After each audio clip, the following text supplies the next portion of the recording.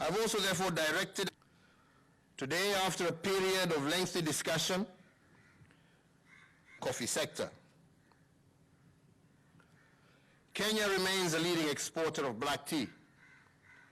Accounting, the industry has been experiencing difficulties, particularly with actions to address some of these. The key concerns are on and fluctuations in the net income of tea farmers,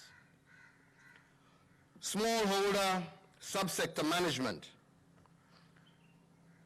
With regard to the Kenya Tea Development Agency Limited, we must acknowledge that this organization has delivered a lot of values that have emerged in the last few years.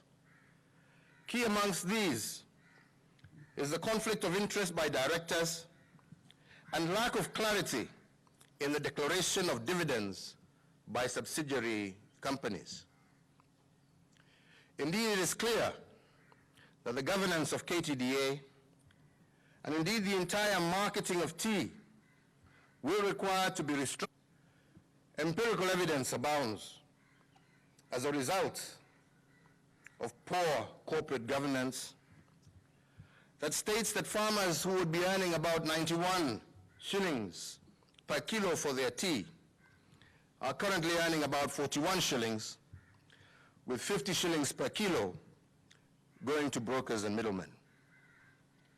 So today, I have directed the Competition Authority at the National Treasury to take decisive action and conclusive action to bring these practices to an end.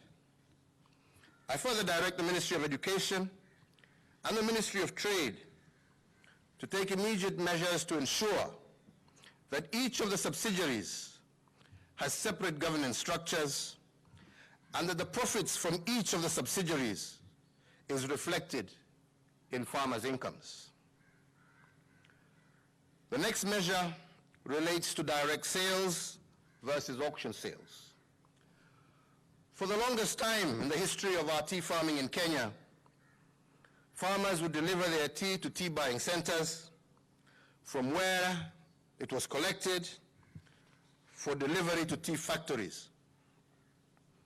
Indeed, in the context of market liberalization, farmers should have the option of selling their tea to whomever they choose. The concern here is that certain people have taken unfortunate advantage of this option to exploit farmers. These middle kohoro on another purchase tea from the farmers on a cash-on-delivery basis and then on-sell it to KTDA in their own names. Incorporate appropriate mechanisms to ensure that no one who is not a registered tea grower is allowed to sell it. I further direct the Ministry of Agriculture to immediately explore the option of KTDA paying farmers no less than 50% of their delivery. With regard to value addition, we have noted that in 2018, Kenya exported 476 million kilograms of tea, earning us a total exported 288 million kilograms, about 150 billion shillings for their tea.